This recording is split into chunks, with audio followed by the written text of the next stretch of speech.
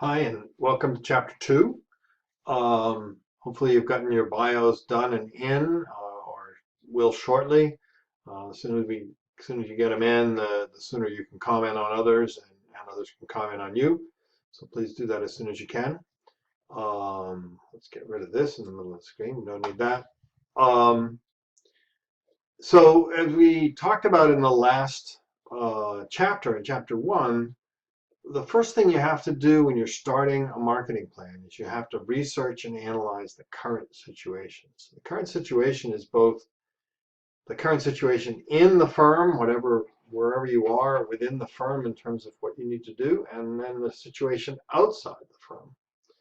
And this is key to understanding where you need to go with your marketing plan. If you don't know where you are, don't know what your resources are and what your problems are, and you don't know what is happening outside your firm in the marketplace, either with competitors or the economy or technology, whatever, all of those things, then you really can't do anything that's going to be particularly useful in planning, in creating a marketing plan. So you got to start with understanding who you are, where you are, what you are, and where you live, what's outside there in the real world. So that's kind of where we're going to start. And one of the most common tools and a very useful tool for doing that kind of analysis is called a SWOT analysis. So I would not be surprised if many of you have seen this method in other classes in this grad program, or perhaps in some of your other educational areas, or perhaps in your business. SWOT analysis stands for strengths, weaknesses, opportunities, and threats. And it's a pretty powerful tool to organize your thoughts and organize your research and your information in order to determine where you are. So what's your current situation? So we're going to talk about SWOT in relation to a marketing situation or a marketing plan. So the first thing that you're doing with a SWOT is you're looking at the strengths and weaknesses, which are things inside your organization. These might be financial strengths and weaknesses. They might be product strengths and weaknesses. They might be uh, resource strengths and weaknesses. They could be employees. They could be, if you're an entrepreneur, they could be your own strengths and weaknesses. Uh, that's the kind of thing you're going to look at. But these are all things inside the firm. What are we really good at? What are our strengths? What makes us what we are? And what are the things that we're not so good at that would be perceived as things that either we could make better or find somebody else to help us do so that we cover those weaknesses. And then the second piece, the opportunities and threats, are external to the company or to the organization. What's out there in the world that might present an opportunity to us for our products and services, or what's out there that is a threat to us relative to products and services. So this might be things like competitors who have similar products, substitute products. Threats might be economic. Let's say I have a product that's oil-based, uses a lot of petroleum. A threat is an increase in price in petroleum. An opportunity might be an increase in price in petroleum too. Maybe I use a lot of petroleum, but I save even more for the people who buy my product. I don't know. You got to look at each thing. Sometimes opportunities and threats can be both an opportunity that can be exploited and a threat to what you're doing now. So you got to think about that and how that works. Very powerful to start looking at them. So when we're starting to do an internal analysis, the first thing we want to know is, what's our mission? What are we trying to accomplish as a firm? What's our purpose?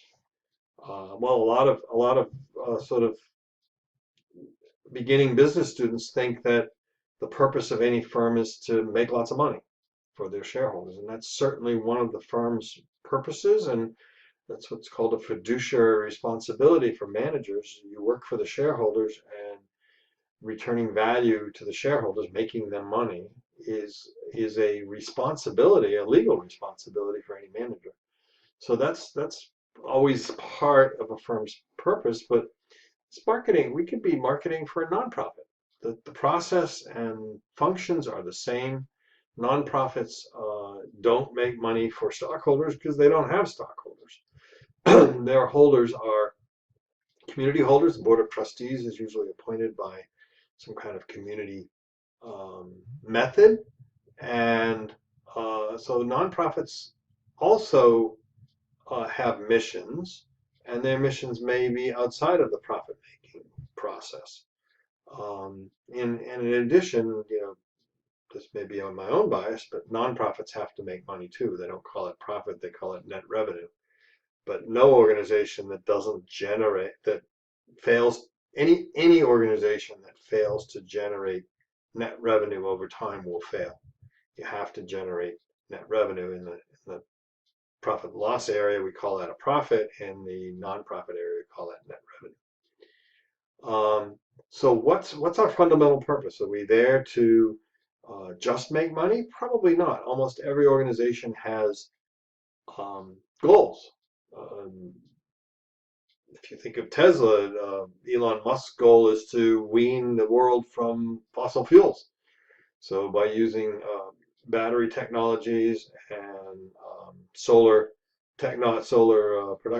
power production technologies, he hopes in some distant future to make it possible not to need any fossil fuels to generate all of our energy needs from renewable sources. So that's part of his firm's mission. Part of the mission, one would presume, is to make a profit for his stockholders, because his stockholders are funding all of his ideas. So it's the second piece.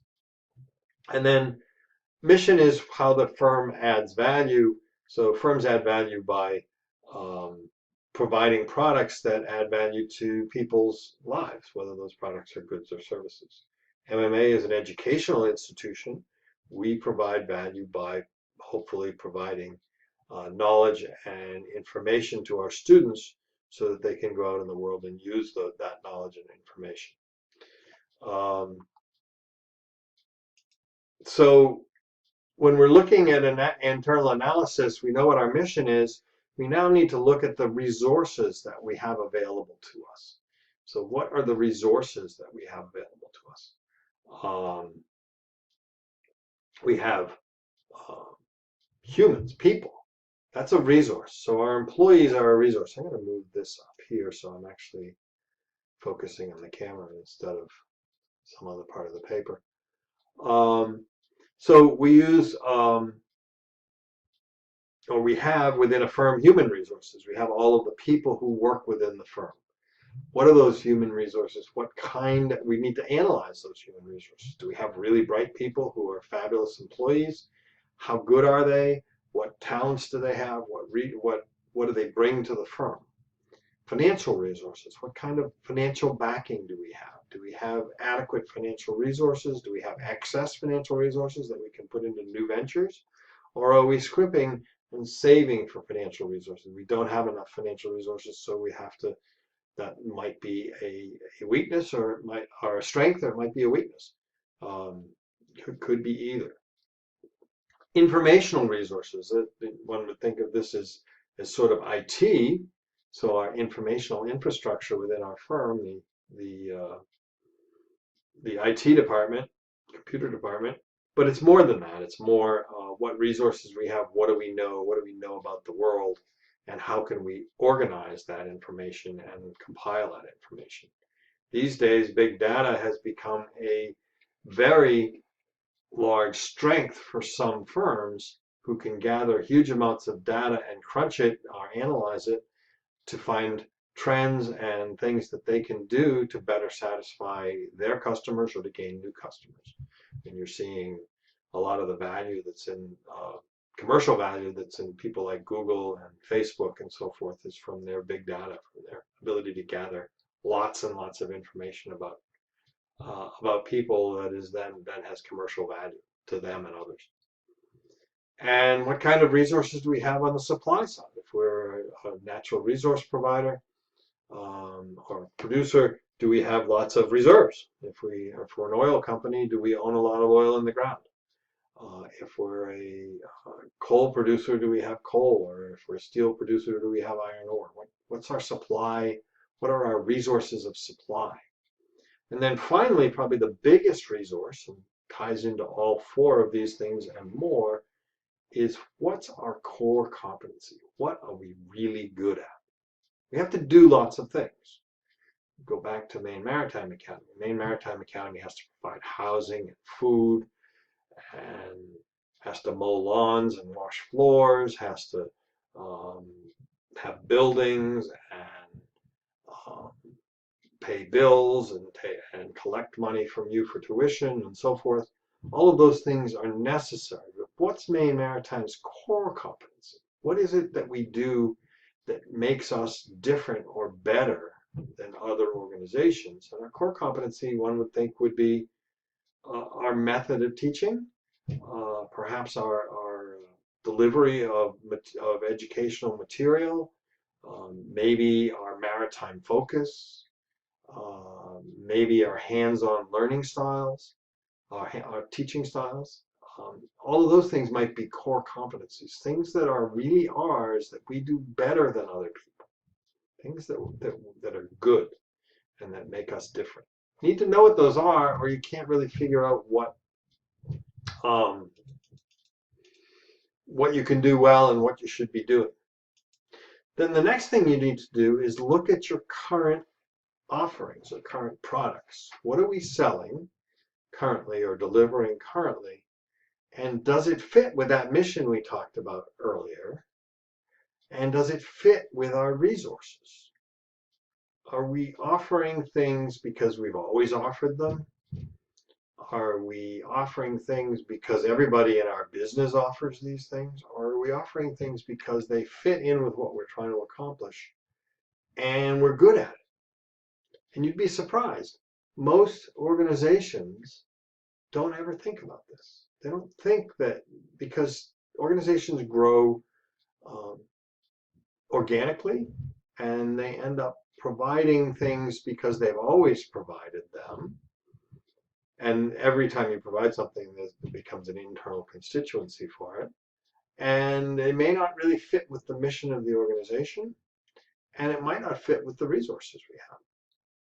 So we might be doing things that we're not particularly good at because we've always done them, and maybe we should think about not doing them. And there may be things that we could be really good at that we're not doing or making. So important to think about that kind of stuff. And then also internally, we want to look at some historical data. What have we done in the past? What are our sales? How many dollars worth of things have we sold? How many units of things have we sold? How profitable are they?